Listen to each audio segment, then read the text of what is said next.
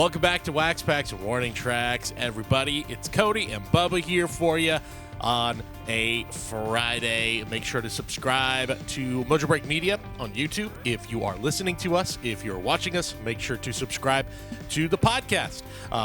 Just search Mojobreak wherever you get podcasts. You got The Hype, you got Wax Packs, Warning Tracks, and we now have a third podcast for you. We're blowing up. We got a lot of content. We're just providing so much content. The Breakdown, Doug and Dan, break it down every week. Thus the name. Talk to breakers. It's a lot more of the inside baseball, really, for the breaking community.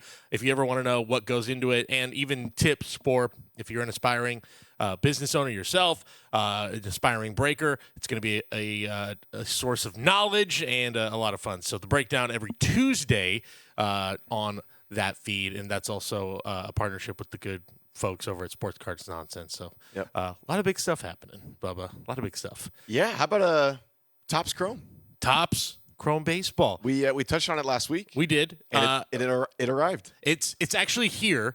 Yeah. We'll talk a little bit about it because we have, I think, between this show, now the Breakdown, and the Hype, we have exhausted every angle. But now we've actually ripped this product.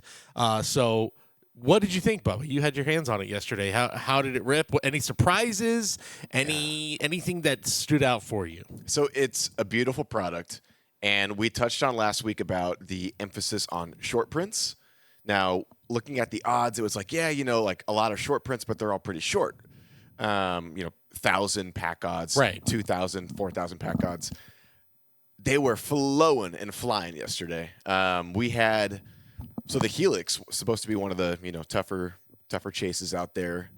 Fanatics Live did a nice the 10 bounty chase for hitting these Helixes as well, which is really cool. Oh, the 10 was back. Wait, the 10 was back. Did the 10 ever leave? The 10 kind of like. So the 10 had like Steph Curry superfractor rookie on it. So there for were those like for those who might not know, the 10 was a thing Fanatics Live did right around maybe a few months in, half a year in that they've been around. And basically it was, if you hit one of these 10 Grail cards, we're going to give you a huge payout on top of you getting the card. It was a cool idea, but it felt like it kind of very quietly went away. Yeah, so they rolled it out with actually with 23 draft, I believe. Yeah. The Brady chase. That's exactly what it was, yeah. And those cards got hit or one way or another. There was also a lot of cards on there that were like, there's no one's hitting that. Like the Curry 08 Topps Chrome. Right, rookie. No one's buying like $10,000 cases. No. To chase this card and then get like $1,000 bounty. Right. So I think it kind of like fizzled a little bit, but it is back. Okay. The gold logo man, big chase, the Helix. There are still some, fairly unattainable cards on there, but it's back. And so we were 3 cases in, 3 Helixes. It was like, what? Jeez. A Babe Ruth. You saw the Babe Ruth. I saw the Babe Ruth. Very cool. I saw Doug hit a Ruth and Ohtani now. He hit, one was out of a hobby, one was out of a Breaker Delight, so separate cases.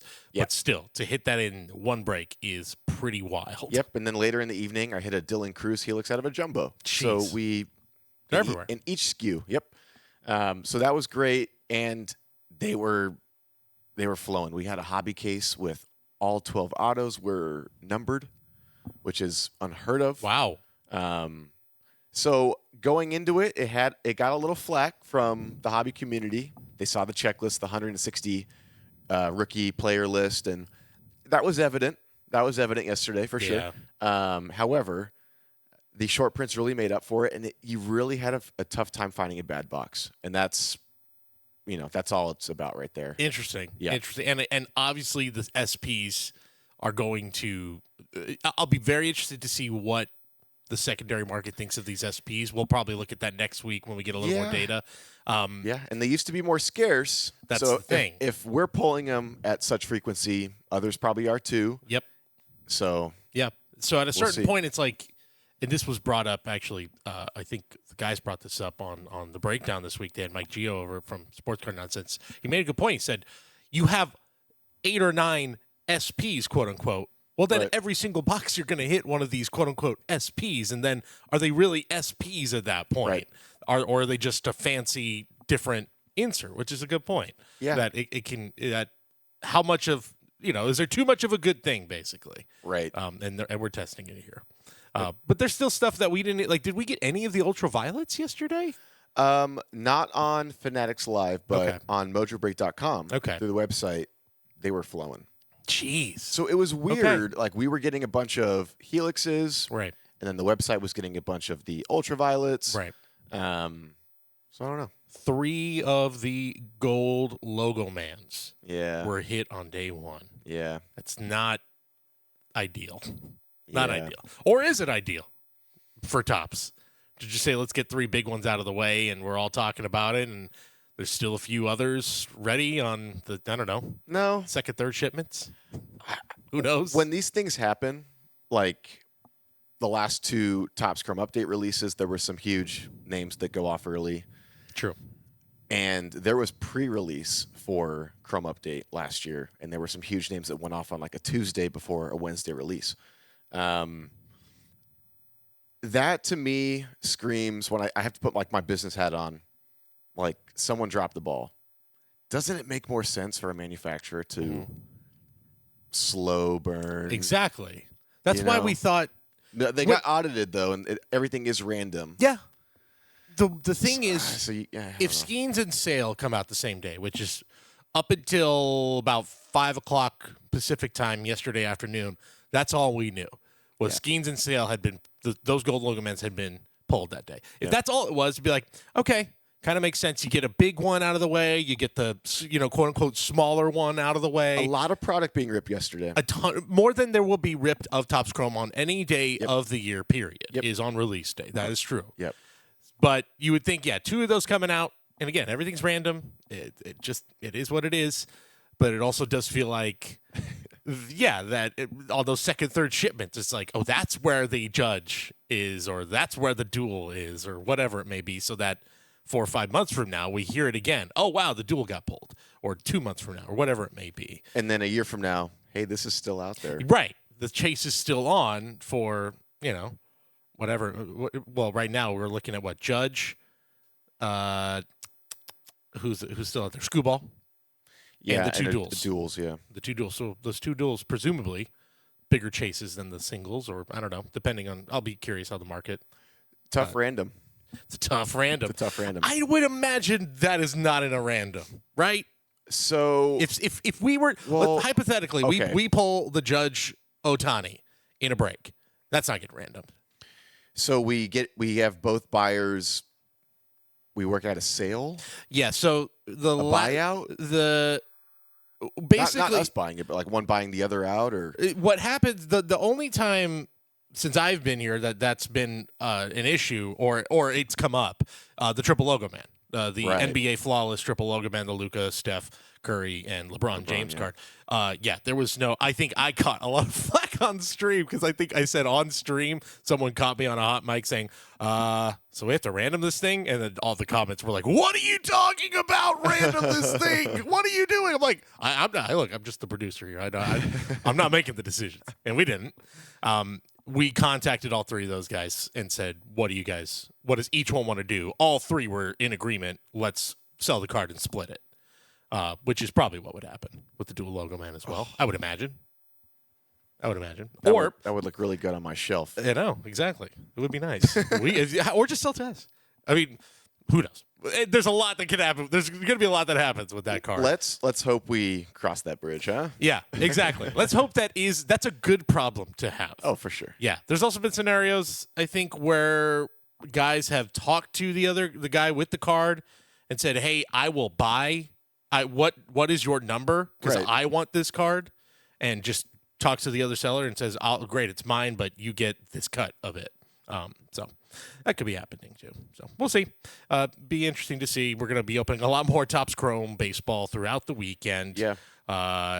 Any teams hitting in particular in breaks? Yeah.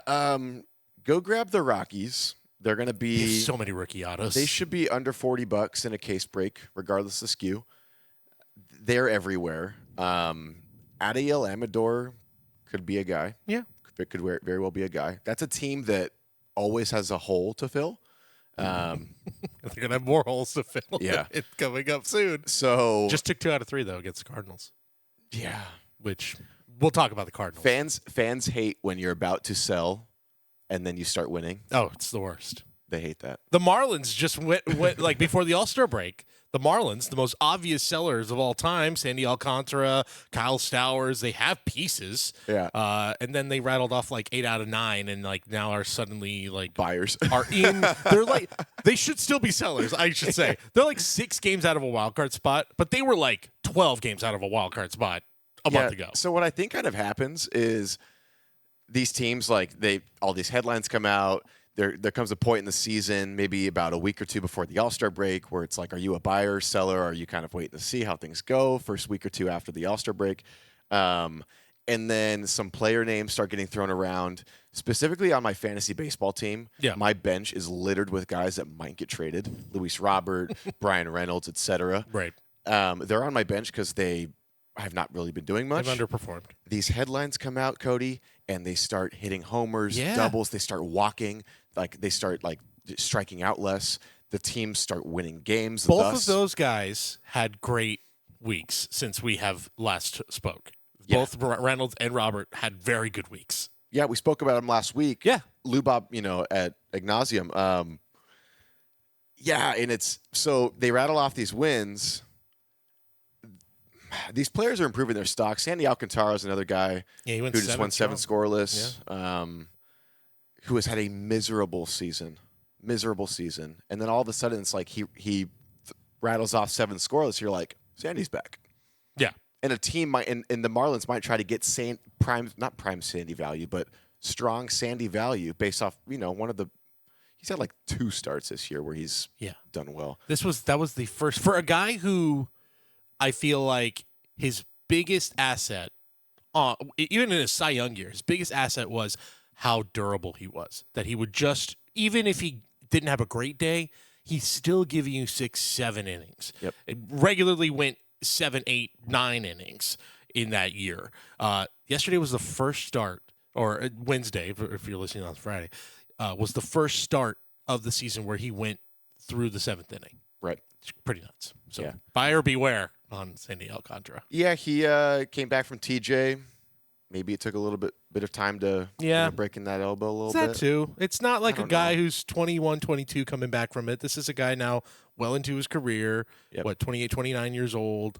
So, yeah, maybe that's something that comes into play too. Great to see, though. And if he can keep it up, that's an asset right there for a contender. Yeah. Look, it's valuable to have guys who can give you 5, 6 innings just regularly. That is really valuable. Yeah, even if it's not the best guy, best outing all the time, just knowing you can just eat innings is very, very Cubbies looking for an arm. Dodgers looking for an arm. Yep. A lot of teams looking for arms right now. Yep. Basically, every team in baseball could use another pitcher. I think that's always the case. Every day of the year. Every day. Yep. You could always use another. What is it? Vince Scully, the classic Vince Scully line. He's day to day, aren't we all? Oh, yeah.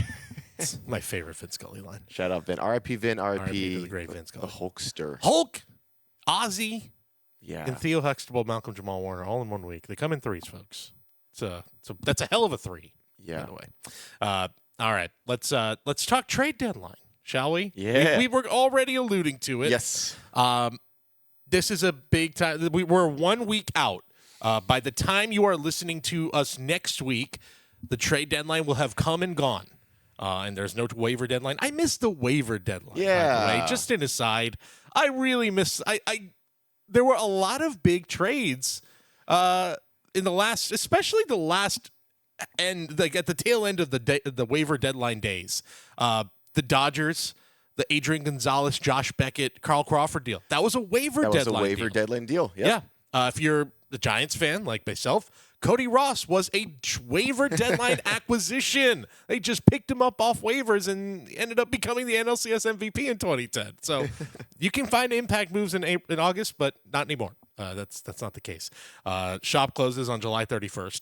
And look, if you're a collector, I think it's the old adage and the old way of thinking, and maybe it's still the way of thinking, is You want these guys, if you're collecting them from Bowman on, you want them to stay on the same team. Right.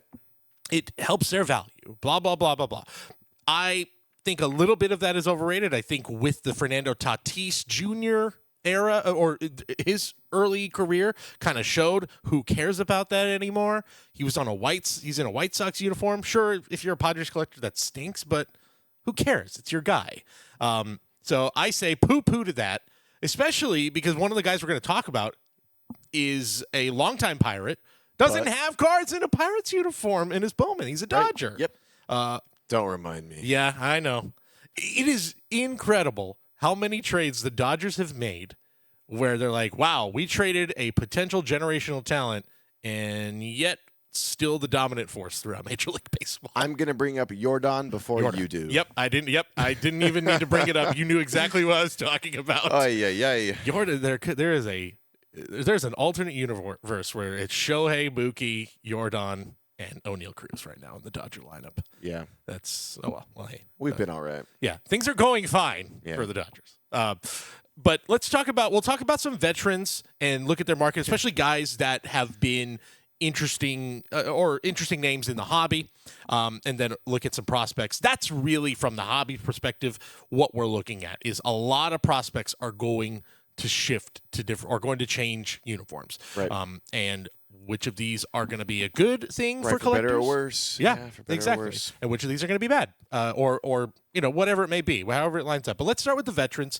O'Neal Cruz. Let's start with him. We talked about it. A surprising addition to the trade deadline chatter right now, that teams are actively talking to the Pirates about O'Neal Cruz. The Pirates don't seem to be rebuffing that. Clearly, they want a lot, as they should. This is the best season he's ever had. 16 homers, I believe, right now. He's about on a 25, 30 homer pace. Yep. He leads all of baseball in stolen bases right now. A show-stopping talent when he is on. Incredible speed, incredible bat speed, incredible power, all the above. The sort of defensive jitters in center field, I think, are kind of out of his system from early in the season. Mm-hmm. I think 29 teams would line up to say, sure, yeah, just make an offer on O'Neal Cruz. Yeah, they're all looking internally right now. What do we have? What can we offer? The dude, since the home run derby, I mean, I don't want to try to take the game out of the game here, but he's marketable now. Mm-hmm. There are a lot of big market teams that are saying, yeah, he's going to help our ball club win a couple games. He's also going to fill some seats, sell some beers. That's huge. That's a big component that a lot of hobbyists and fans and sports fans, don't love to consider all the time because it's not sexy. It's not for the love of the game, The dude's sweet. In that home run derby, that was massive for his market. Huge. Massive for his market. The Pirates are just licking their chops right now because they're going to – I think he does get moved. I think you have to move him. He has been so streaky, so volatile that sell high. Go get him. Yep. And like you said, there are some huge prospect pools out there. Teams that have been stocking up. We're going to get into some teams with a lot of depth that are ready to move some chips. So, yeah.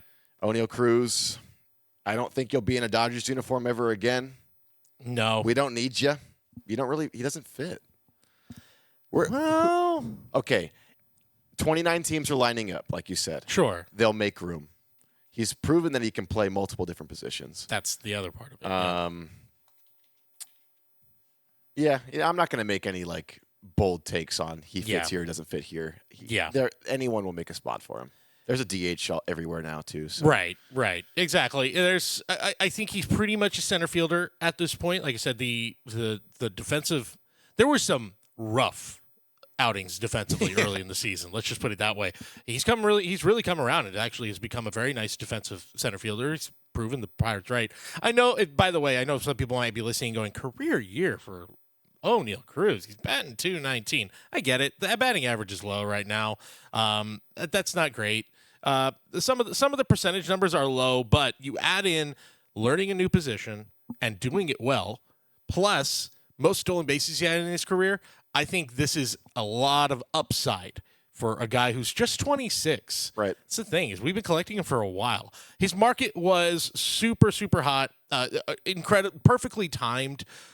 He was a rookie in 2022, just yet another rookie from the 2022 class. He was, remember, out the gate, was one of the biggest, if not the biggest rookie. Yeah. Obviously, things changed throughout that year with Witt and J-Rod and all that. But, yeah, you can see some of his sales back in 2022, September of 2022, Super Fractor Auto. PSA 10 sold for $9,600. His market has gone down considerably. And even that right there, I think at the beginning of the season, people looked at that card and probably were like, oh, that's $9,600. That's not enough, which, again, speaks to the market we were in at the time. Yeah. Where that might have even been seen as a bit of a disappointment for some of his, for what was projected for him. But this is a guy that I think is just a perfect, I don't want to say it's even change of scenery, but just like getting into a place where people can watch him every day on the big stage. I just don't know where that place is right now. I don't see a clear fit. The Dodgers do kind of make sense. I think they could use a corner outfielder. I think you're in the market for a corner outfielder right now. I don't know if O'Neal Cruz is the right guy. I don't know. It's one of the.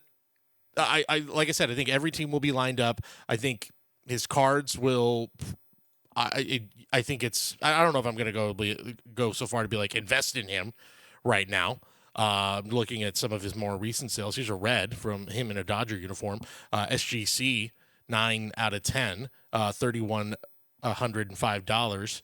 2022 Topps Finest Rookie Superfractor at $1,025 for Topps Finest Super Rookie, which kind of comes right around the time of the Home Run Derby. Wait, that's not a bad deal. No. A PSA 10? For a PSA 10 Super. Finest Topps flashbacks, respectable product. Yeah, all comes via card ladder. All of that stats. Yeah, I don't see an obvious fit for O'Neal Cruz. Phillies are the one where maybe that's the most obvious, because Phillies just need an outfielder. Yeah, but good Lord, you don't want to have 215, 220 hitters in that lineup. No, which I mean, he's like that glass cannon, style player. It's going to be a homer or a strikeout.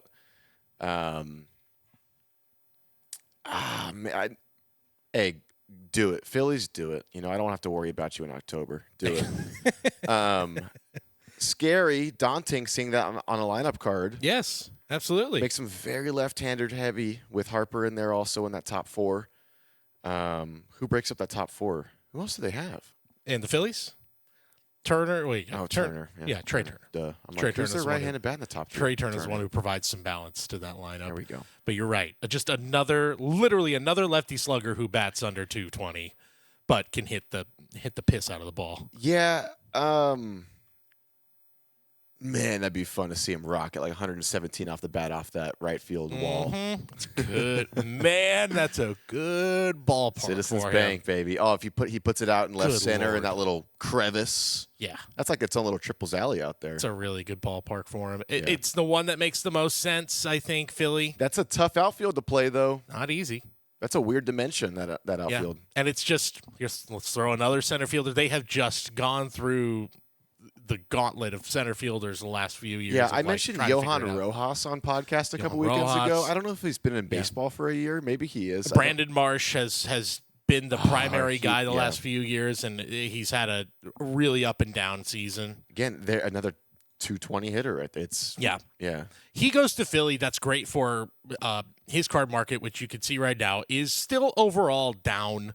It's not super cheap, but I would say there's probably his cards being also on the Dodgers, his first Bowman's, maybe presents a nice buying opportunity. Boy, if he goes to the Dodgers, you want to talk about that? Card is going to skyrocket. That, I think, is the ideal scenario if you're an O'Neal Cruz collector, Hedge is your that bets. he ends up with the Dodgers, which is not out of the realm of possibility at all. Yeah, I want to.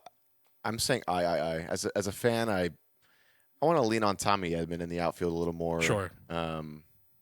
before we start on that, we're going to talk about some in-house options too as well in a little bit here. But how about another outfielder, Stephen Kwan? Stephen Kwan. Could he be? Should he be? That's the guy. One, if I'm Cleveland, no, I'm not doing that. They just climbed over 500 for the first time in about a month. That's a team that's never out of it, man. It's for the last decade. Cleveland has just steady as she goes, like they always are making these strategic sort of cost-cutting moves in the offseason that don't look great to a fan base. But then they call up 3 arms from their minor league system who just rock it. They get guys like Stephen Kwan, who from out of nowhere. Yeah, I remember doing this show when I was doing the show solo, and I brought up Stephen Kwan as almost like this is a fun story, but it won't amount to anything, right? Yeah, born in Los Gatos, Fremont High School. I mean, that's, of course, shout out the pride of Los Gatos. Yeah. Shout out to him, who, by the way, just recently at the All-Star game, they were asking the players the first jersey they ever owned. Stephen Kwan, shout out to a real one. JT Snow. JT Snow. He said, that was my guy. JT was my guy. I'm like, oh, come Sweet. on. Be a Giant. Sweet. Come back home, That's Stephen. awesome. Stephen Kwan it's been one of the surprising stars of the last few years. Got elected to the All-Star game just, a year ago, 2 years ago? Yep. Well, he was hitting like 350 when he got at the break. But it's to the credit of the fans that they recognize, this guy's got legit talent. He's a 2-time All-Star now, just one of the best bat-to-ball guys in all of baseball. Good speed and an incredible defender. Every team would want this guy. He was the guy that didn't swing and miss, right? Yeah. For like a month. Him and Jacob Wilson basically are like he had like tied in that category. Kwan had a streak where he didn't whiff. I have to look. It was nuts. Yeah, I have to look at the swing and miss numbers for Kwan, but you're right. Swing and miss record. That absolutely. It was pitches. Let's see. First time back in 2022, he did not swing and miss on 116 straight pitches. It's insane. I swing and miss in the 70-mile-an-hour batting cage. Right. Like more than once. 40 swings total over that span, by the way. So shout out to that's the kind of guy you're getting in Stephen Kwan. His card market is so strange because he never had, like I said, he never had a first Bowman, and got put in Chrome Update in 2022 with all the guys that get in 2022 Chrome Update. Yeah. So it's a weird, like if you're ever going out to buy a box to get Stephen Kwan rookies, good luck because you're also chasing J-Rod, you're also chasing Bobby Witt, you're chasing Spencer Torkelson can be lumped into that now as well. But regardless, I think he's had like a decent market. This goes back to 2023. The parallel that I can still never say to this day, Pad Paradasha, sure.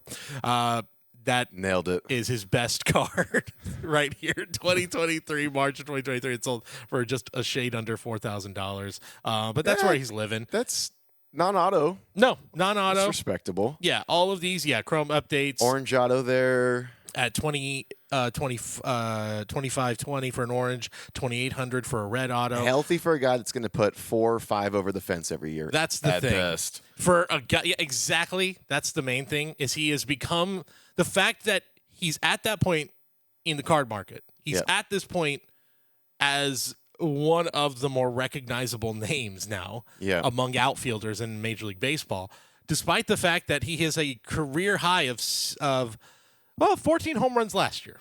So he did have some pop. But I stand corrected. This year, 6. So far, 6 home runs. He's probably hit 10. Yeah. He's going to get you in that low double-digit range of home runs. Okay. Which is fine. But you think, okay, if he's going to do that, he's going to steal a lot of bases, right? Well, 21 is his career high in 2023. Last year he hit 12. This year he hit 11. So he might get 20 this year. But it's the hitting ability and it's the defensive ability that really is lifting his market. So good on him. Wow. Yeah. Let's get him a retrofractor. I want to see a first Bowman. Real talk, though. Yeah. You put together 7 to 10 seasons of that where you're hitting over 300, you're stealing 20 bags a year, and you're on. Look, the division allows the Guardians to be so successful. They're not, there's a reason they're not in the World Series every year. Yeah. And there's also a reason that they're in the playoffs more often than not. The Twins have been owning that division, recently, I think, or Well, the last couple of years have been down, and that's a team that I feel like should be owning that division. They have the most talent, and they just can't put it together. They can't be healthy at the same time. They haven't been able to pitch. They haven't been able to get the Paddock thing didn't work out. I don't want to get too off track, but back into the rotation at least. Yeah. Yeah, the Sheriff, the Guardians. Yeah, market wise, I think he kind of rolls as the Guardians do. I think it's going to be really tough for them to be a bad team going forward, and him be like still selling for thousands of dollars on a rookie. But yeah, exactly. I think a big part of it is that too. The team has been successful ever since he's come on to the team. Yeah, it's a great story. He came came on in his prime. Yeah, he came on so hot. That's part of it too. Batting .298 in his rookie season. I would hate to see him leave that team. Honestly, I think it's a good spot. That it's a great fit for him. He's a great spark plug for that team. I think we're seeing some rumors of possibly San Diego, Dodgers again being thrown out there as well. I mean, yeah, maybe he wants to come back to California. Yeah, Padres are a good fit for him, especially in that ballpark. I think he'd do really well. Who demands more, Kwan or Cruz? I think it's Kwan. Yeah, I do think it's Kwan. I would pay more for Kwan. Yeah, like player asset wise, prospect wise, hobby wise. Oh, Cruz has so much more to gain with the trade. Sure, like he gets traded to Philly. To me, there are cards he has on the low end where I'm like, that's a speculative buy. Some of his like first Bowman base cards that you can get graded, which I think we're floating in the 200 to 250 range for some first Bowman base autos. Like he goes to Philly, he's 26, he has a stellar second half. Also, he maybe becomes the guy there where they feel like they don't have to break the bank for Kyle Schwarber. They could say, "Cool, you're now that role, whatever that may be, either defensively or in the lineup." I think clearly in the lineup for them that you now fill the Kyle Schwarber role. Interesting. That maybe that's also encouragement, and also you let it ride for half a season and see what you could do with all of those guys in the lineup. Yeah, he benefits so much more. Whereas Kwan, the fact that it's incredible that his market is where it is for a guy where everything riding against him, no Bowmans, not a big power hitter, is a defense first, bat on ball guy, and yet has like a decently healthy market for that type of player. I think his market kind of, I don't want to say tanks, but I think it takes a hit regardless of where he goes. Yeah, that's fair. Especially if you want to compare the two, Cruz and Kwan on their card market. Yeah, you're right. Cruz has all the most to gain because he's hitting 219. He's still in a healthy market. Yeah. So yeah, put him in a lineup with some bats around him, some lineup protection, and yeah, who knows? Yeah, I would liken it to Luis Ariz. Like, people are not like for Kwan. Yeah. People are not clamoring for Luis Ariz cards. They just aren't. Despite the fact that he's where's he at this season? I feel like I haven't even heard about 298. him. He's on my team. 298. Yeah. I mean, he's not going to win the batting title this year. What's he hitting right now? He's 285. Yeah, 285. A tough week. Yeah. I mean, he's the type of guy who has to hit 300 to be valuable because he just doesn't do anything but get base hits, get soft singles. Yeah. But still, he's batting 285. I mean, he had 3 straight years of winning the batting title. With 3 different teams, pretty impressive. We may never see that again. No, it's an incredible feat. But yeah, I'm curious. I haven't really dug that deep into his card market. There are still big ones for sure. Well, that's from 2023. $15K for a superfractor 1 of 1. That's pretty good. What's his rookie year? Would have been, it's 2017 is his Bowman. So 19, I think. Yeah. So, but or then 20. He might be a 20 rookie. He might be. I think I picture Or Arise. no, it would have been 19? 19. 19 would have been his rookie Okay, year. 19. Yeah. So, but again, that's like he has to win. So Stephen Kwan to reach these levels of Luis Arise, which there were some big sales in there. Here you go. This is from June. This is an orange of an orange rookie PSA 10 auto. It's a sticker auto. It's tough. $460 back in June. So his market's down right now. But it was pretty high after the third batting title. That's out of Topps Chrome? It's out of Topps Chrome. Update. Topps Chrome update. There you go. Out of 2019. 2019. Very good year as well. Sticker auto, huh? Tough, right? Yeah. That's probably because it's update and not not flagship. Yeah. It's got to be what it is. So, but yeah, so maybe I'm should have done a little more research on Luis Arise. Pretty strong market at one point, but regardless, I think that's still like Kwan needs to reach that level for him to have anything close to what Luis Arise had at one point, but you can also couple that with like a really, really strong card market overall. Yeah, for sure. All right, let's one more player that we'll talk about veteran-wise. Eugenio Suarez. We can talk about him briefly. Gino. Because his market for cards, I feel like we don't really think about him that much, right? I think a big part of that is because of where he's played. Mm-hmm. He's never been on a quote-unquote big market team, ever. Right. The biggest market he ever played in is probably right now, Arizona. Which is nuts to think about. Bigger than Seattle? Yeah. They're same category. You go to Seattle and you just get lost. He was in Cincinnati before that. Cincy for years and years. Part of this is Suarez again, another guy who didn't have a Bowman. His rookie card is with the Detroit Tigers. Right. In 2014. You can take a look right here. This is actually his base. 2014, if you're watching at home, 2014 Topps update, Eugenio Suarez. This sold in 2022. I love that design. I love that one too. It's a great one. Great design. That's a great one. It's a number to 10, by the way. It's still sold for about $180. He just doesn't sell at all, really. For whatever reason. It's funny how we talked about this guy needs to hit. A guy like Kwan needs to hit so many home runs to be valuable, and yet here's Suarez, who is... He's hit 40 in a year, yeah? Yeah, he led the National League in home runs in 2019 with 49. 49. If I'm not mistaken. I mean, he's got 312 career home runs. This is one of the best sluggers in baseball since he's been in the big leagues, period. He's probably not going to play enough games to hit 450, but could he hit 400? He could hit 400. Yeah. Absolutely could hit 400. He's 33. Oh. It could happen. Have a Nelson Cruz career and hit 5. Yeah, absolutely. Yeah, the top selling, unless these numbers are off, or I am looking right now, I'm like, did I spell his name wrong in here or something like that? Because how is Eugenio Suarez's biggest card? Okay, maybe that's the wrong one. So, dude, third baseman don't really. Even Machado is a tough market. He does. He does have a tough market. I was looking at some of his dynasty cards. If you're a Machado fan, dig in your couch cushions. You can get a dynasty Machado card for not much. Yeah. Well, one thing I'm realizing is Suarez doesn't sign that much. Have we seen him in a lot of Topps products signing? Just thinking about it.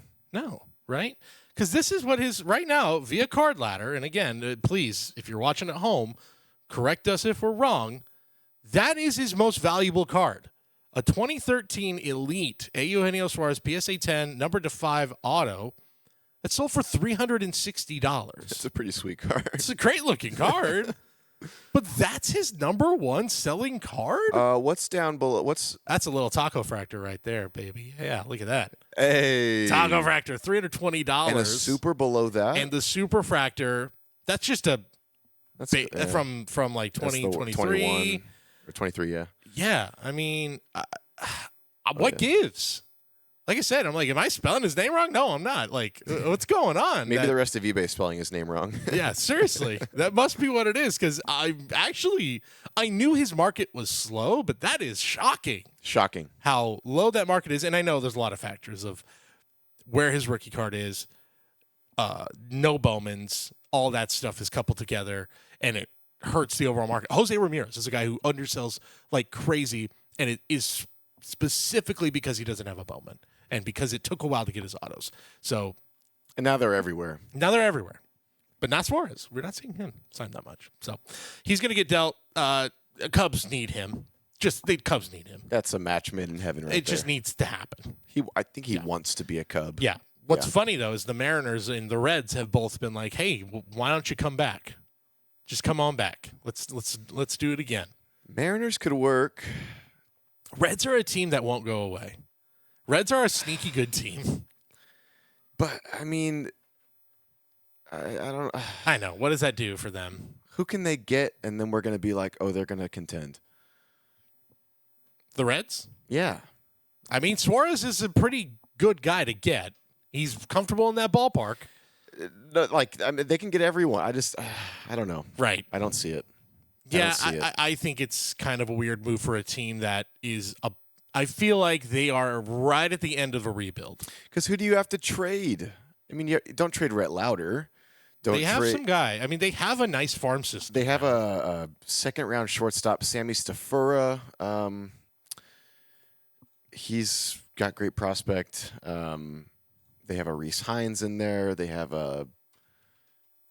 Yeah. Reese Hines might be a guy where he doesn't really have a spot to play right now. Right. He needs a change of scenery. Yeah, exactly. I don't know if Will Benson is on the block. Had a big walk-off hit the other day. By the way, Eugenio Suarez, you want to hear here are the most home runs since 2019 in Major League Baseball. Number 1 is Aaron Judge. 2 is Pete Alonso. 3 is Kyle Schwarber. 4 Shohei. 5 Matt Olson. Eugenio Suarez, number 6. Cool. Who's 7? Juan Soto. Jose Ramirez, Rafi Devers, Manny Machado. That's how that shakes out. Third baseman, y'all. Third baseman. Half that list. Don't sleep on him, man. Machado is, I've always said, since the beginning, since I started here, I've been like, why is Machado underrated? It's like, well, you see blah, blah, blah, blah, prospects, blah, blah, blah. We only like the guys that are okay. Yeah, okay, fine. Still. Yeah. I can't stand. It's a Hall of Famer. I can't stand him, but he is one of the best players of his generation. He is a Hall of Famer. Yeah. Right now. He's already a Hall of Famer. And him and Altuve are probably the 2 guys where you can say, or Freeman as well, 3 guys you can say 3,000 hits is attainable for those guys. Machado's still youngish. He's what, 30? I think he's 33 or 30. Yeah, something like that. I think he just crossed the 2,000 mark. Yep. 32. Younger than I thought. He could do it. He's 32, and he's at 2011. Freddie. Dude, he's been so healthy his whole career, knock on wood, when he was health. Machado's been durable. So durable. Freddie's at 2,366 hits at 35 years old. It's possible. DH is really going to help him out. Which he ain't going to get with the Dodgers. Well, he might not be a Dodger the rest of his career, I don't think. That's also true. Yeah. Go back to Atlanta, be the DH rest of the way. I see a reunion. Yeah. At the end of the contract. He has some more tears to shed for Atlanta, I think. I think you're right. I think what has he got? 3 years You're not off left the of hook it? with me, Freddie. That homer off of Nasty Nestor was pretty sweet, but there's no crying in baseball. Yeah, there you go. Well, geez. Tough critic. Tough crowd. 2 years left on the Dodger deal. Geez, that's it? Only 2 years? Anyway. Whoa, really? That's it. Only 2 years. He'll be 30. Okay. Going to his age 38 season. So, yeah, that is happening. He's going back to the Braves. He's going to be the DH. He's going to have all the he's going to do all the historic milestones, get 3,000 hits. How close is he to 400 is going to happen with the Dodgers. 400 homers potentially with the Dodgers. Maybe with the Braves because he had 353. So it could be a Braves thing if he's with the Braves. We're already just saying he's with the Braves in 2028. Let's get another ring with an LA logo on it and then do whatever you want, dude. Yeah, there you go. Or, or just go to the Braves now. It's fine. So blasé with Freddie. The man in a walk-off grand slam for your team, bro. Come on, now all's forgiven. Yeah. I'm wearing the hat too. All right. Yeah, exactly. Let's talk about prospects that are going to move. And these are the ones, of course, we're talking about these veterans that are interesting, look at their markets. But it's really these prospects that, from a baseball card perspective, that we are really going to be more honed in on. We'll just throw some names out that are interesting here. Kevin Alcantara with the Cubs, we mentioned that the Cubs could be looking to get a guy like Eugenio Suarez. It just fits perfectly. He'll fit in that ballpark. The Cubs need that. Matt Shaw's actually doing pretty well since the break. I will mention that. They should still do that, though. They should still go after Suarez. Yeah, a guy like Alcantara, to me, is the obvious guy to go. It's a crowded outfield.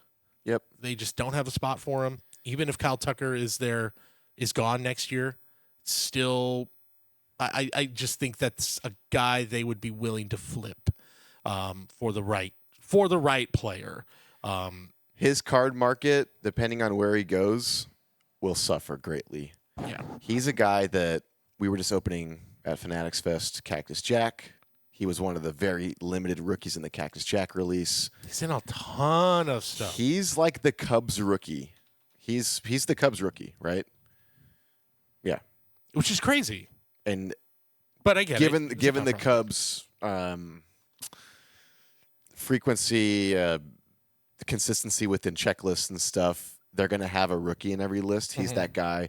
It was Chris Morel and everything. It was Seiya Suzuki and everything. It is now Alcantara and everything. And he's going to struggle because he's everywhere. A former Yankee prospect who now is with the Cubs, where you thought, it's a high-end Yankee prospect. His Bowman cards have gone down considerably.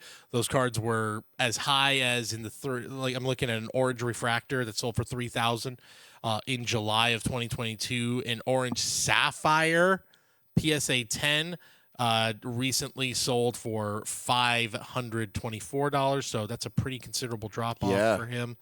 The market isn't quite there where it was. Here you go, right there. And but in 2021, his stuff was really hot. But you can take a look right now. Those are his most recent sales since June 1st. Is Gold Shimmer at $300 on July 4th. So I think that, to me, just says, people are saying there's just not an opportunity right now with the Major League Club. And yet, it's like it would be great for him to go get a chance somewhere. On the other hand, you're right. He's got so many cards on the Cubs that it's going to be a tough shift. And the numbers in AAA are good. 806 OPS, 264 batting average, 11 homers. Not overwhelming. So it's serviceable. Yeah. It's a trade chip. He's a trade chip. Yeah. It's just, to me, it's a guy where the Cubs are probably looking at him and going, I don't know if we're ready to have him in the starting lineup, especially for a team that's trying to compete for a World Series. Yeah. And they just need to, send him to the desert. He'll probably do well in Arizona, honestly. That's a good spot. It's a great ballpark to hit in. Yep. Less pressure. You go from the Yankees to the Cubs to the Diamondbacks, less pressure in Arizona than those first two spots. For sure. Next guy, Harry Ford. The pride of Great Britain. That's right. Shout out Great Britain. And Harry Ford was was the biggest name on the the last World Baseball Classic. 23. The biggest name on the 2023 World Baseball Classic stage. His market was insane. In 22, if you remember that out of 21 Bowman Chrome draft. Yes. He was super hot out the gate. I mean, I've got the numbers right here. This is just where his market was. Again, 2022, everything was different for the market, for card market, for a lot of lower end cards. But look at these numbers. Red Lava, 2 out of 5, PSA 10, sold for $10,000. Black Wave Refractor, BGS 9, sold for $9,786. Another Red Refractor Raw sold for $7,000. Insane numbers for Harry Ford, who I should mention is doing well in AAA right now. No, he's a dog. He's putting up numbers. He's been very good. It just happens that there's this guy, Cal Raleigh, who spent $10,000 on that car. Yeah, dude. That's nuts. His market not quite there, and I think that is less about the player and more about the situation. It's just becoming very obvious he's not going to be the guy in Seattle for good reason. For good reason. Yeah. There's this guy, Cal Raleigh. Yeah, you can see there's I think a gold refractor number to 50 auto raw sold for $700. So again, still selling. He's got a market, just not insane like it was. Yeah, man. Another guy that's might struggle. His market might struggle from a change of scenery. Man, he had everything going for him then too. He did. Mariners are a fun team to collect. They're always gonna have. They're always gonna have guys, especially in that 2022. They were highly collectible. You have J-Rod as a rookie, so you're like, who's the next big Mariner coming up? This Harry Ford guy. Harry Ford, hell of a name. I mean, Harrison Ford is his actual name. Yes. I might be making this up. Back of his Bowman card says that he was named after Harrison Ford. I think you're right. I think the back of the Bowman card says that. Harrison Michael Ford is his full name for Baseball Reference. I mean, he had everything going for him except the fact that he was a catcher. People did not care one bit. How about 2022 Bowman? 21 Bowman draft. Okay, 21 Bowman draft. How about Cal Raleigh's a rookie in 2022? Yeah. And people are spending 10x on Harry Ford. Yeah. Yeah. Sorry about that. Yeah. Tough. Yeah, tough. Tough, dude. That's Oh. Just by the way, Cal Raleigh yesterday just tied Ken Griffey Jr. for most home runs in the first 5 years of a Mariners career. Ken Griffey Jr. Ken Griffey Jr. He tied Ken Griffey Jr. Yes. This guy's the real deal. And I saw that they were trying Harry Ford out in the outfield a little bit last year. Yep. That didn't last very long, only 8 games. This year it has been 59 games at catcher, 15 at DH. So there's clearly though a little bit of them that feel like, is the bat good enough where we can just be like, you're the DH? And maybe the Mariners. I don't know if the Mariners are going to go with that. I think they are better off at this point. Like he still has good trade value. A team is going to be very happy to get him as the centerpiece of a big trade because he's got 10 homers right now in AAA, 293, 409 on-base percentage. Great numbers for a catcher. A lot of teams are going to be – he's 22. He's ready. He's Major League ready. There's going to be a team that gets him, but it's – yeah, if you were investing in him heavily with the hope of, here's another Mariner prospect, I'm not so down, though, on like – I think that this will help him. Like, I think the market is reflecting the fact that it seems like the Mariners is kind of a dead end for him right now. And if he goes somewhere, I'm trying to think. Like, I mean, obviously, I keep going to Suarez because he feels like the most obvious guy of the trade candidates. Yeah. But that's also a team. I think the Diamondbacks could say, sure, we'll take a new backstop, although they have a couple guys over there, right? Carson Kelly's still there. Although there's not like a long-term guy. Gabby Moreno. Oh, that's right. They have Moreno. Yeah, he's hurt right now, but he's their long-term solution there. So they won't really need him. I don't know if so Mariners are contenders.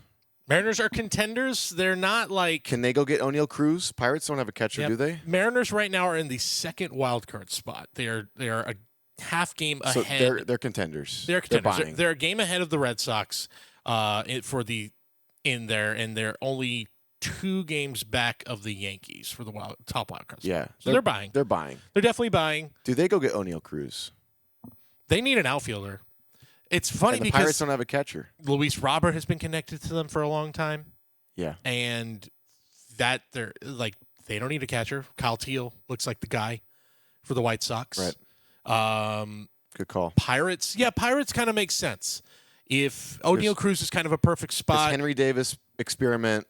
I think the Joey Bart, Henry Davis experiment. Oh, Joey Bart. Joey Bart's still there, too. He was like their Hail Mary. It didn't work. That was the boy, oh boy. Yeah, it worked for a second.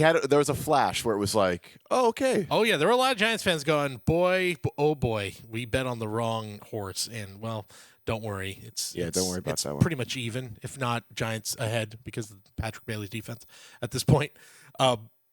Pirates could be a team that looks at Harry Ford and says, sure, let's go with him.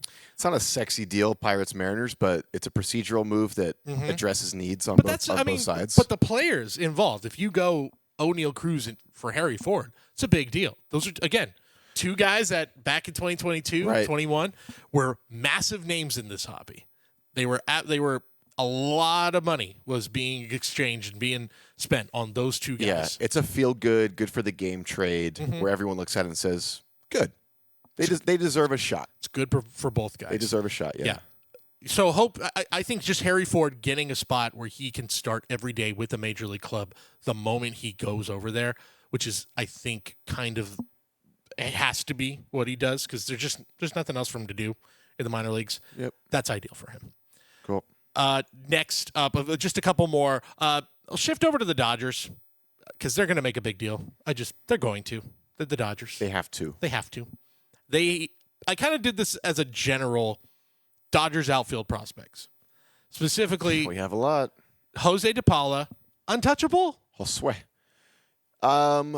Okay, between him and the next guy I think you might mention here, Zaire Hope. I think they're both untouchable. Well, I was going to say if it had to go with one or the other, you keep DePaula. Yeah, absolutely. I He think is DePaula's the guy you've invested in. Yeah. Hope is the guy you made a nice trade for and went, wow, I think we've got something better than we even expected. But I think both guys are basically untouchable at this point. If there's a way to make deals without him, do it. They found ways over the last couple seasons to not deal Dalton Rushing. I think he's the obvious guy that moves, to be honest. We just locked down Will Smith for a big contract, long-term contract. Sure. We have another catcher coming up, I thought. I'm looking right now at their top prospects. If he is, he's not considered MLB.com's top 20. Oh, you know what? Right now. Never mind. I'm thinking of like a million years ago, Diego Cartaya. My bad. Oh, man. He's like my age. Yeah. Which is not a good age to be a prospect. Dalton Rushing, who currently is the backup catcher for the Dodgers. Do the Dodgers wait it out? Like, the Dodgers do this a lot where No, don't wait it out. But they do this though, where they like bring a guy up where like you're going to be the backup for like 2 or 3 years. And then when they're like 25, 26, 27, later down, when we would like as collectors, we don't want to see them make their big splash at 27 years old. We wanted to see it at like 24 at the latest. Right. So, but the Dodgers, I feel like, slow play this a lot. It's a strategy that's worked. I think with this specific example, Will Smith is going to be there. He's also a guy that, if he stays durable, can get an extension in a handful of years. Rushing, his value has never been higher. And you don't want to let go of those outfield guys, the DePaula, Zaire Hope. Now, depending on the splash they want to make, we were talking off air a little bit about like a mega deal. You might need to get one of those big outfield guys off the board. Yeah. It's a place where they have depth. And Alex Freeland's another guy, infield, outfield guy. Yep. Mostly infield. He's a little further along. I think they would probably. I think maybe he could be a call-up. Yeah, that's the thing. Is that I think 2025 or 2026, you could definitely see Freeland like fight for a job in spring training. Sure. I think. Yep. The other two guys on that list, Eduardo Quintero and Mike Sirota. Mike Sirota, acquired in the Gavin Lux deal, has been a very pleasant surprise. Has been really good. Yeah, he's been great. Like 24 games with single A, with low A, and they just batted 354 with a 1,130 OPS. Said, "What are you doing here? Get on to high A." He continues to do the exact same thing. His value is very, very high. To me, he's the guy that is probably the expendable one, just because they don't have nearly as much invested in him. Quintero is also on the low end of that, but 19 and is basically putting up close to the same numbers that Sirota was doing. He's good. Dog. Watched him a few weeks back. Cool. When Rancho Cucamonga was in San Jose. Good hitter. Really good hitter. Yeah. They got one with Quintero. The fact that he's 19 is insane. Emil Morales, another guy that survived all of the flurry of trades last year. Yep. We sent who did we send last year? It was the Theron Lorenzo. He went to Detroit for Flaherty, and there were a bunch of guys that we sent off, and Lorenzo, he went to Detroit, and Emil Morales out of that Bowman Chrome class was the one that survived Take a look at Mike Sirota. This is if we are thinking, okay, Sirota might be the guy. Market is booming for Sirota. Cool. $2,500 on July 12th for The Dodgers will do that to you. Yeah, then that's the thing. Is Sirota to me is the obvious guy of those four. If you're going to include him in a big deal to get whatever they need, pitching. Yep. Probably pitching. Sirota gets dealt to say Miami. Mm-hmm. This market tanks. For Sandy Alcantara. This market goes way down. That's a great. How about Augustin Ramirez, Yankees Bowman Chrome prospect, gets shipped off to Miami for Jazz Chisholm, and no one's buying Augustin Ramirez cards anymore. No one's buying him. He's hitting well. And he's a dog. He's good.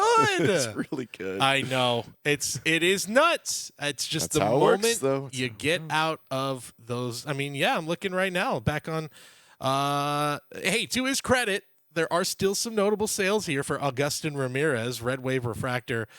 Sold on June 5th for just under $800, $798. That was a $5,000 card, Cody. Yep. And when he was a Yankee. You're not wrong. You're not wrong. Yeah. Yeah. Now I'm actually going to look right now. Yeah. Yeah. You're right. That's a much better card if he's a Yankee. That's the danger here. Sirota went up because he's a Dodger. He's hitting really, really well. He looks like a dude. Yeah. He won't look like a dude on the Miami Marlins. He won't look like a dude on, who I'm trying to think, on the Pittsburgh Pirates. He was a guy that when the Dodgers got him, because I was on the Gavin Sucks train. Gavin sucks.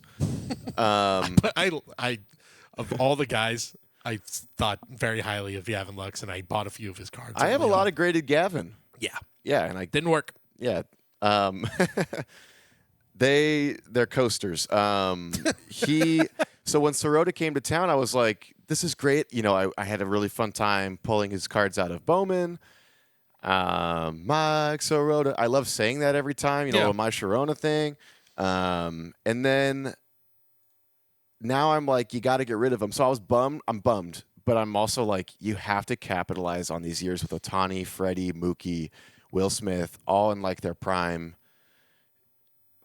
Maybe starting to slowly exit prime. What's happening with Mookie Betts? Oh, yeah. Don't want. Yeah, just kind of close your eyes. I'm not making any hot takes right now, but Mookie maybe needs to low-key move back to the outfield. Things start slowly for these generational players. Yeah, and fingers crossed that we're not starting to see the clock start ticking. Mookie might need to move back to the outfield.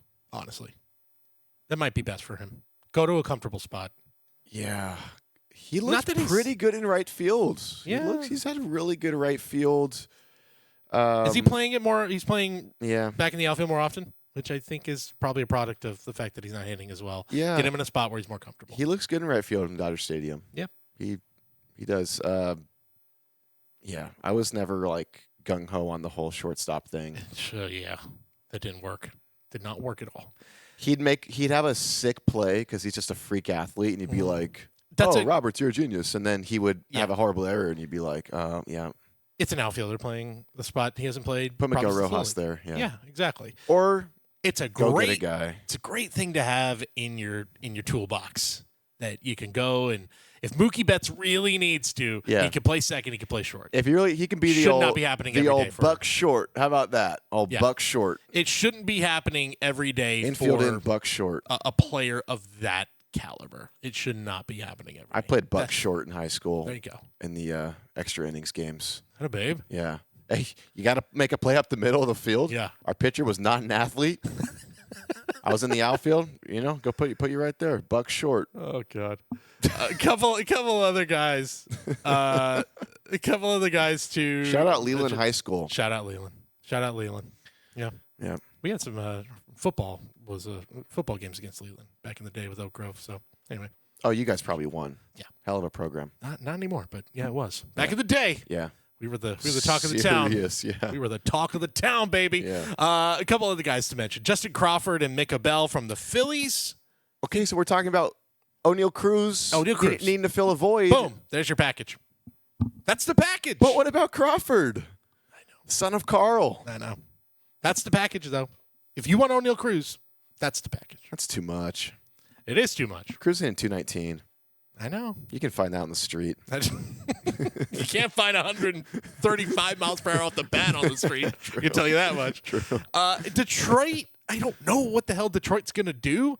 They're a team that is in a terrible slump right now, but they also have like an 8-game lead in the division. Like, they're fine, but they definitely need to make a move. I just don't know what. They need a pitcher, right? They need probably a back end. They need like a back of the bullpen guy. Were you thinking like a top? Okay. I think like a top closer, honestly, they need. That's what they need. Or just a top-tier 7th, 8th inning guy. They're not going to make an interdivision trade, I No, would guess. I mean, Class A is kind of perfect, but they don't need that. Although, actually, like Cam Smith is, or excuse me, what's his name? Cade Smith? Yeah, exactly. That's what I meant. They're not going to do that. I don't see an interdivision trade going down, although if any of the divisions are friendly, that might be the most friendliest. Mm-hmm. I don't know, man. So Crawford, okay, Abel, I like Abel a lot. I think he's got a huge future. Crawford, if he wasn't a Crawford, how are we regarding him? I hate to box these players in with like their lineage and their last name because it's so unfair to them. Yeah, I agree. However, more often than not, there aren't as many juniors in the league as we'd like there to be. How about that? All right. Yep. There are, but not as many as we hear about. Justin Crawford, 31 stolen bases right now. Yeah, no, playing a lot like his dad. I just don't know that he's a guy you want to get rid of right now.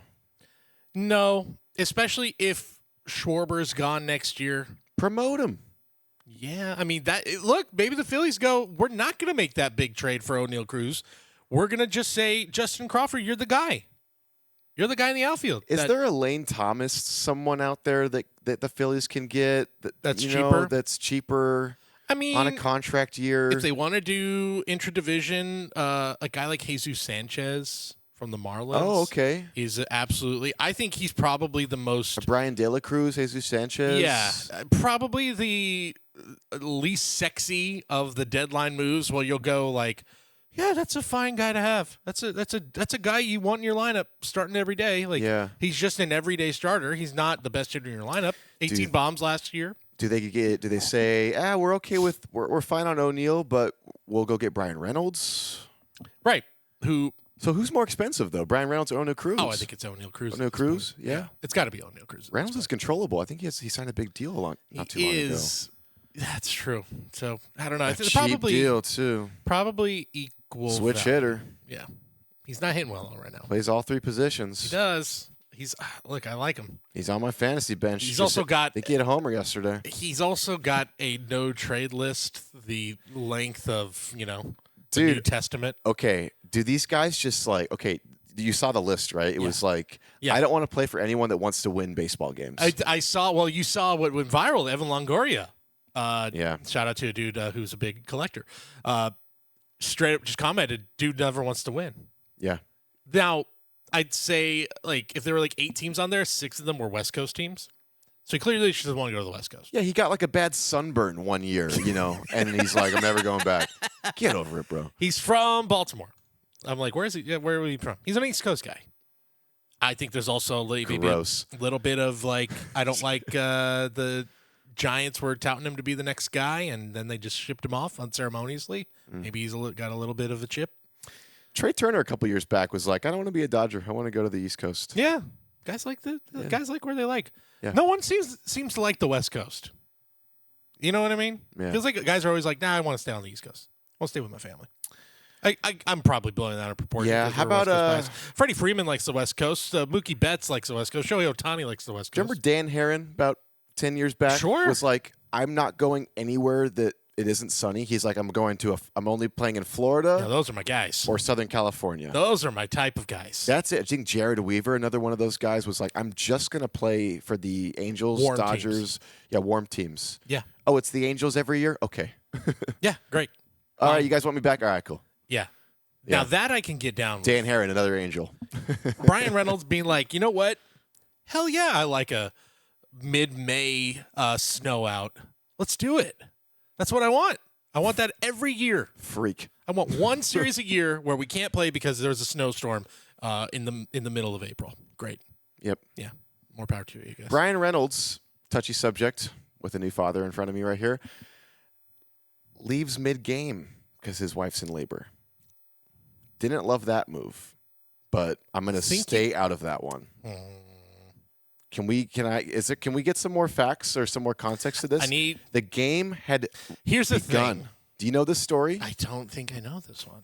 Like I don't 2 think weeks I heard ago? This really? 3 weeks ago?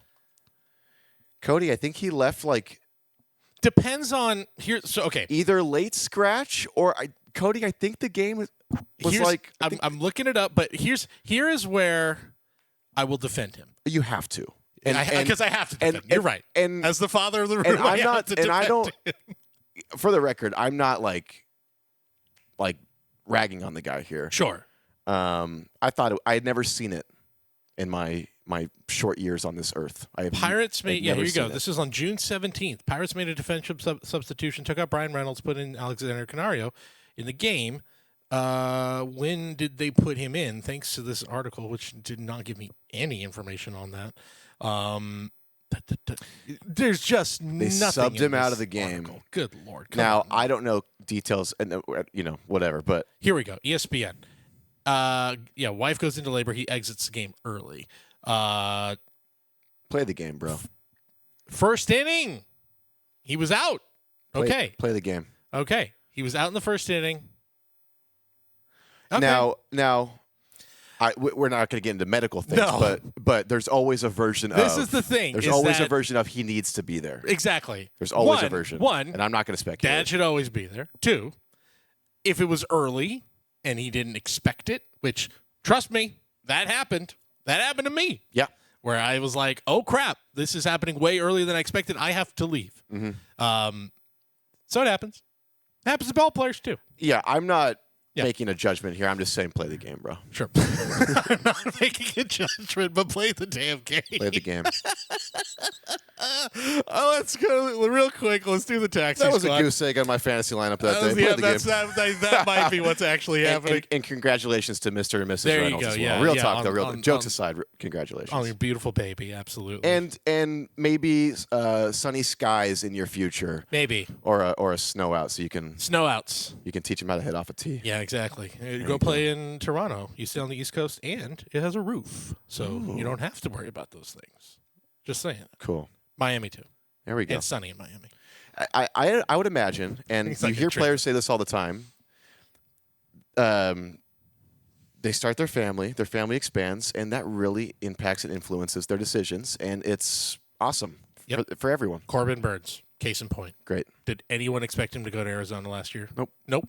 But all those guys train there.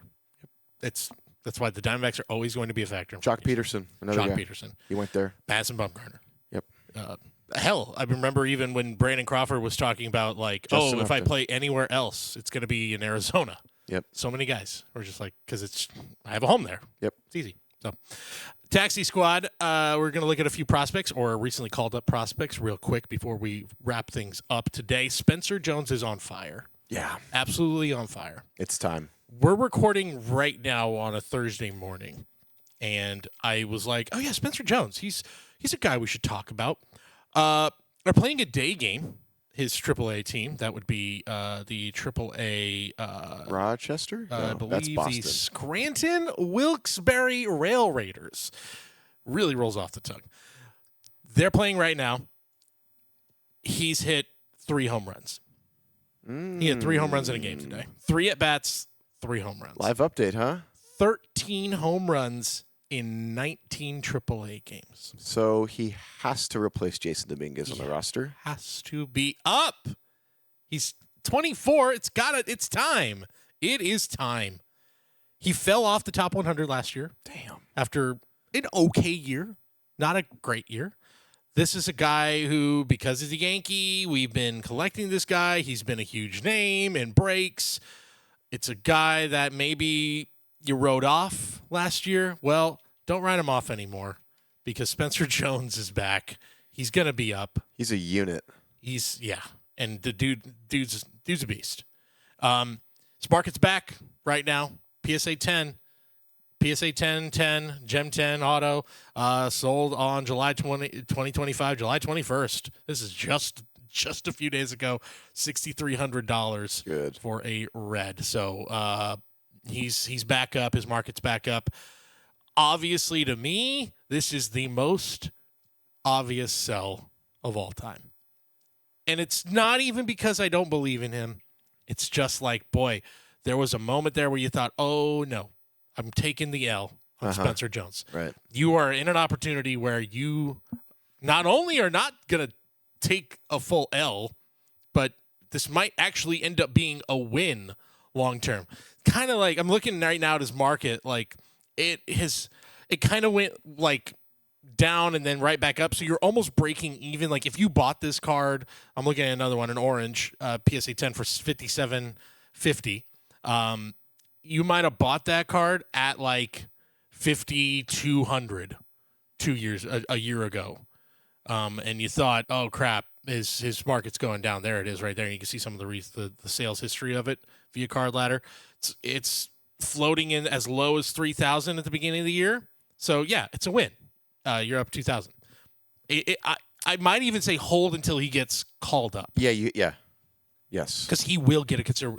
He at the rate he's going, he will get a considerable boost from a call up. Yep, 100%. He's. I agree, 100%. Yeah, he's a easy slam dunk.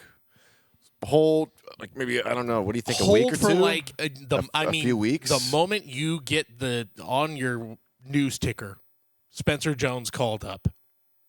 Post that thing on eBay. Spencer Jones traded for Emmanuel Clase and Stephen Kwan. Oh, God! No!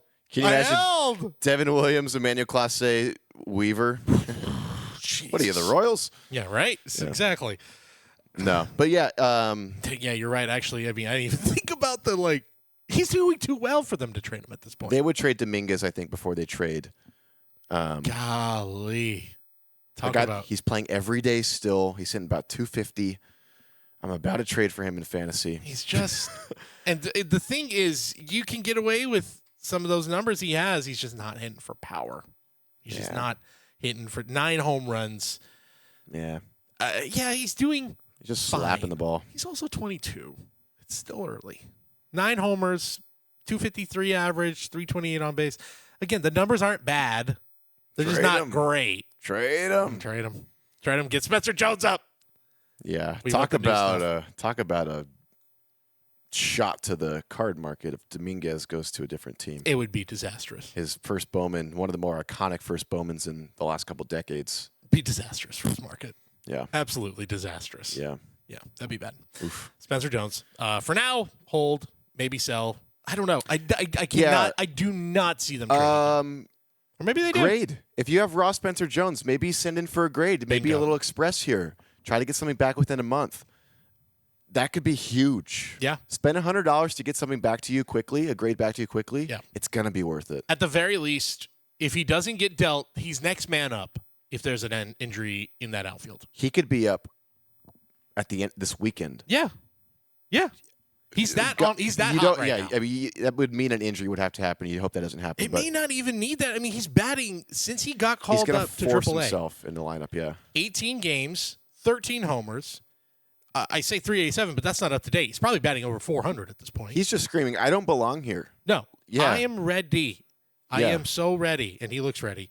Even in AA, where he had 49 games, he had a 984 OPS, 594 slugging. And, dude, he had a sick spring training, too. Yeah. A sick spring training. He had a lot to prove this year. He and George Lombard were, going crazy for the Yanks. Spencer Jones was the guy who had so much to prove this year and needed to make that happen. Last one we'll talk about, another guy that is probably close to getting called up. Didn't expect this. J.J. Weatherholt. Yep. He might be getting called up post-deadline, depending on what the Cardinals decide to do. So cool.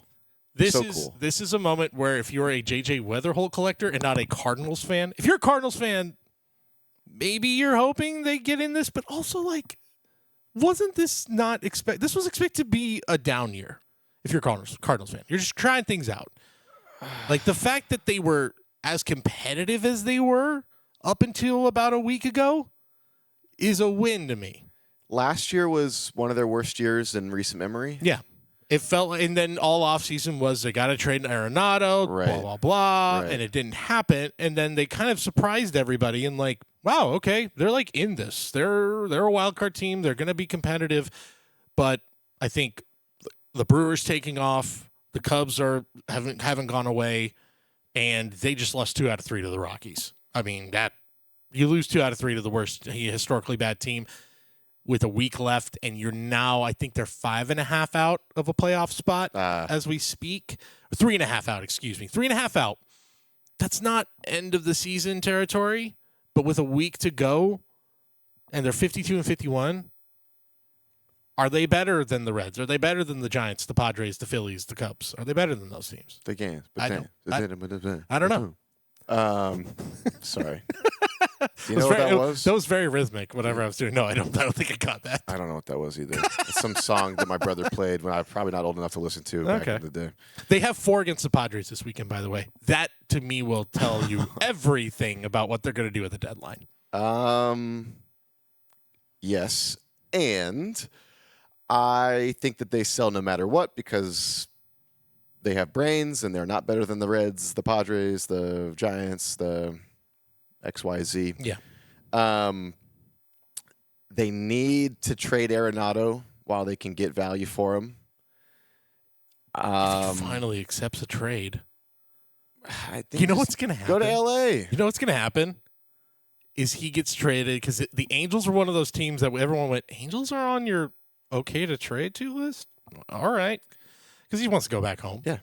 Angels will trade for him because Angels are looking at so they look at the Cardinals look at 3.5 out at a game over 500 and go, we might be out of this. Angels look at where they're at, 49-53, 5 games out, and they're like, Leroy Jenkins, let's go. Right. Woo! Right. Nolan Arenado, why not? Yeah, it's another Giolito thing all over again. Yep. Oh, Artie. Yeah. Oh, Artie. All of this to say, if Arenado gets traded, J.J. Weatherholt is here. Yeah, we were talking about JJ. Good Lord. It's J.J. Weatherholt is going to be in the lineup sooner rather than later, if indeed this happens. That's awesome. Another one of those Bowman draft stories, Yeah. Coming to fruition. Another. I mean, it's really like the exact same strategy if you have his cards that you should employ with Spencer Jones. You hold until he gets called up. Yeah. He's hit a ton of homers this week. You think it could be like really, really soon? I think it's going to be very, very soon. He's only played 8 games in AAA. That's the other part. He just got called up to AAA. Now it could also be looked at as like a pit stop of like, look, AA is really where you sharpen your teeth. If you can do that, you're probably you really just need to show that you can hit every day in the lineup in AAA for like a week or two. Yeah, AA ball a lot of times can be a lot more competitive. Absolutely. Found. Yeah. It AA is really, it's always the test. If you can do it in AA, then just go to AAA for a little bit. If you're a top guy and just show that you still have it, that wasn't just a fluke. And in 62 games in AA this year, he had 300, hit 7 home runs. In 8 games right now in AAA, 4 home runs in 8 games. He had a multi-home run game. He's batting .379. It's just a matter of time. If the Cardinals trade Nolan Arenado, he's getting dealt. If you really, really believe in him, I mean, the rise is really exciting where you're like, if you want to hold long-term, I would not blame you. I'm not going to do that if I have some J.J. Weatherholt. I'm selling the moment he gets called up.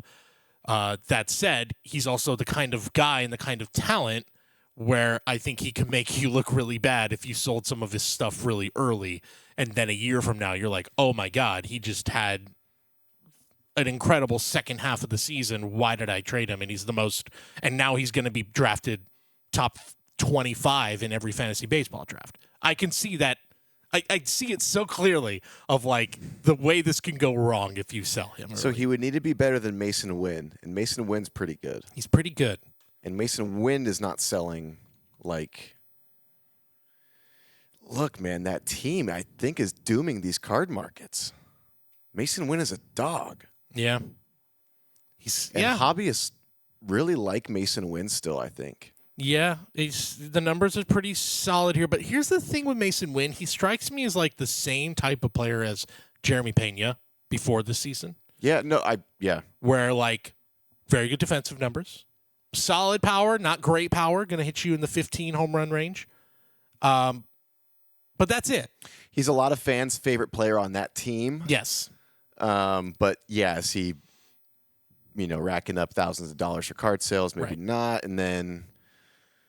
Whereas I think Weatherholt is a legit... Higher ceiling. All comes together, he is a legit middle-of-the-order, heartbeat of the team kind of guy, if he can put it all together. Like an Arenado. Dansby. Yeah.